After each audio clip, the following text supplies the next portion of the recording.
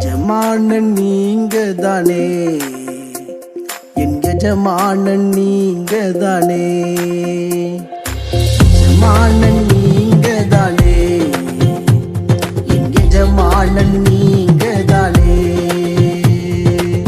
உன் கரத்தையே நோக்கிடுவே, என்னை என்றும் நீர் நடத்திடுவே.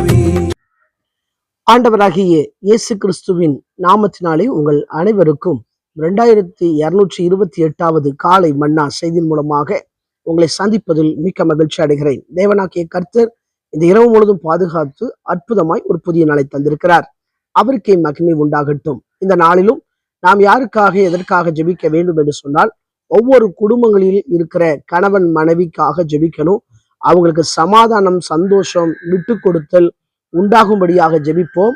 அதே வேளையில கணவன் மனைவியை பிரிக்கிற கிரியைகள் செயலிழந்து போகும்படியாக ஜெபிப்போம். எக்காரணத்தை கொண்டு கணவன் மனைவி பிரியாமல் இருக்கும்படியாக, குடும்பத்துல தெய்வீக சமாதானம் ஆட்கொள்ளும்படியாக, பிள்ளைகளுக்குள்ள தேவ சமாதானம் ஆட்கொள்ளும்படியாக ஜெபிப்போம்.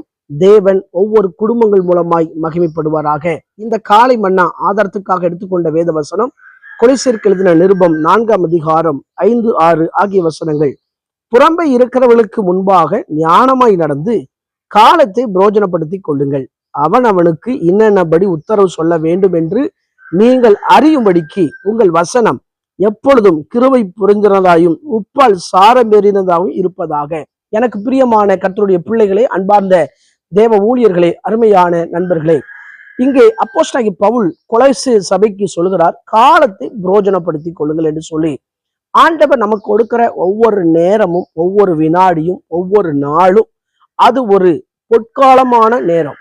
அந்த நேரத்தை நாம் வீணடிக்க கூடாது. இன்னைக்கு அநேகர் பார்க்கும்போது நேரத்தை வேஸ்ட் பண்றாங்க. ஒரு நேரத்தினுடைய மதிப்பு அறிய வேண்டும் என்று சொன்னால், ட்ரெயின் ஏறுகிற நபர்கிட்ட கேட்டா தெரியும். அவங்க 5 நிமிஷம் லேட்டா வந்துட்டாங்கன்னா ட்ரெயின் போயிடும். அதே போல எக்ஸாம் எழுதுற ஸ்டூடெண்ட்டை கேட்டா அந்த நேரத்தினுடைய மதிப்பு தெரியும். அதே வேளையில வயதானவர்கள்ட்ட கேட்டா அந்த நேரத்தினுடைய மதிப்பு தெரியும். வியாதியஸ்தர்கள்ட்ட கேட்டா அந்த நேரத்தினுடைய மதிப்பு தெரியும். எனவே ஆண்டவர் கொடுத்திருக்கிற இந்த நேரத்தை, இந்த நாளை நாம் கர்த்தருக்காக பிரயோஜனப்படுத்தி கொள்ள வேண்டும். இதை விசுவாசிகளுக்குன்னு சொல்லி அப்போஸ்தலன் பவுல் சொல்கிறார். என்ன சொல்கிறார் கேட்டா, புறம்பே இருக்கிறவர்களுக்கு முன்பாக ஞானமாய் நடந்து. அதாவது என்னன்னா, கர்த்தருடைய காணியாட்சிக்கு புறம்பான மக்கள் இருக்கிறாங்க. ஆண்டவர் அப்படிப்பட்ட நபரிடம் இருந்துதான் நம்மளை பிரித்து அவருடைய பிள்ளையாக நம்மளை வைத்திருக்கிறார். அவர்களுக்கு முன்பதாக ஒவ்வொரு விசுவாச மக்களும் ஞானம் உள்ள வாழ்க்கை வாழணும். ஏன்னா நம்ம வாழ்க்கைய அவங்க பார்த்துக்கிட்டு இருக்கிறாங்க. வேதம் சொல்கிறது, நான் தேவன் என்பதற்கு நீங்கள் தான் எனக்கு சாட்சி என்று சொல்லி. அவர்கள் ரட்சிக்கப்படுவதற்கு நம்முடைய வார்த்தைகள், நம்முடைய செயல்கள் அது தடையாய் காணப்படக்கூடாது. ஆகவே இங்க சொல்லப்பட்டிருக்கிறது, புறம்பே இருக்கிறவர்களுக்கு முன்பாக ஞானமாய் நடந்து காலத்தை பிரயோஜனப்படுத்தி கொள்ளுங்கள்.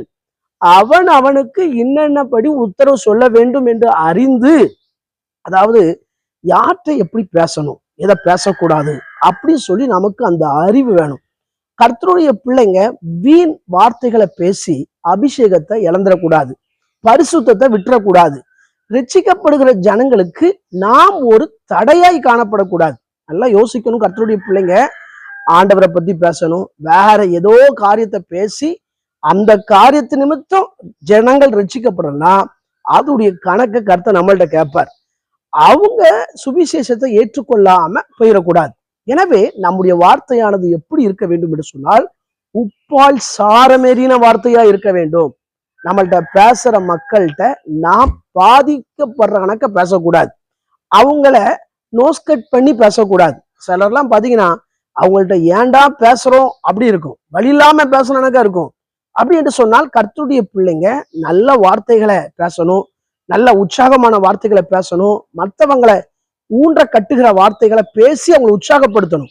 அப்படிப்பட்ட வார்த்தைகளை பேசணும்னு சொல்லிதான் வேதம் சொல்கிறது. ஆகவேதான் சொல்லப்பட்டிருக்கிறது, அவன் அவனுக்கு இன்னென்னபடி உத்தரவு சொல்ல வேண்டும் என்று சொல்லி. யார்கிட்ட எதை பேசணும் அந்த அறிவு நமக்கு உண்டாகணும். இதை பார்த்து கொண்டிருக்கிற அன்பான கர்த்தருடைய பிள்ளைகளே, இந்த காலத்தை பிரோஜனப்படுத்துவோம். வேதம் சொல்லியிருக்கிறது, மனுஷன் பேசும் வீணான வார்த்தைகளை குறித்து நியாய தீர்ப்பு நாளிலே கணக்கு ஒப்புவிக்க வேண்டுமா. நம்ம எதனாலும் பேசலாம், ஆனா அந்த வார்த்தையில தேவன் இருக்கிறாரா? ஆண்டவர் மகிமைப்படுகிறாரா, அந்த எண்ணம் நமக்கு இருக்க வேண்டும். ஆண்டவருக்கு பிடிக்காத வார்த்தையை நம்ம பேசக்கூடாது. ஒரு மனுஷனுக்கு பிடிக்காத வார்த்தையை நம்ம மனுஷன்கிட்ட பேச மாட்டோம். அவன் ஆண்டவருக்கு பிடிக்காத வார்த்தையை நம்ம யார்ட்டையும் பேசிடக்கூடாது. வார்த்தையில கவனமா இருப்போம். கர்த்தர் நம்மை ஆசீர்வதிப்பாராக. கண்களை மூடி ஜெபிப்போம். எங்களை நேசிக்கிற நல்ல தகப்பனே, இந்த வேலைக்காய் வருகிறோம். ஆண்டவரே, நாங்கள் காலத்தை பிரயோஜனப்படுத்திக் கொள்ள, ஆண்டவரே, மற்றவருடைய வார்த்தையில ஆண்டவர் ஸ்தோத்திரப்பா, எங்க சுவிசேஷம் சென்றடைய கர்த்தர் உதவி செய்யுங்க. புறஜாதிகள் மத்தியில எங்க ஞானமாய் நடக்க கிருபை பாராட்டுங்க. தொடர்ந்து தேவ கிருபை, தேவ பிரசனம் எங்களை ஆட்கொண்டு நடத்தட்டும். பிறந்த நாள், திருமண நாள் நினைவு கூறுகிற ஒவ்வொருவரையும் ஆசீர்வதிங்க. அவங்க வாழ்க்கையில இன்னும் அநேக புதுமையான காரியங்களை செய்வீராக.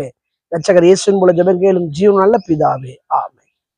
ஆண்டு சுத்தமானால் மீண்டும் காலை மன்னா செய்தி மூலம் சந்திக்கிறேன். அதுவரை தேவ கிருபை தாங்குவதாக. மாரநாதா, இயேசு வருகிறார். ஆயத்தமாவும் அனைவரை ஆயத்தப்படுத்துவோம். ஆமென். அல்லேலூயா. Praise the Lord. உந்தனின் சேவை செய்வே எந்த சூழ்நிலையிலும்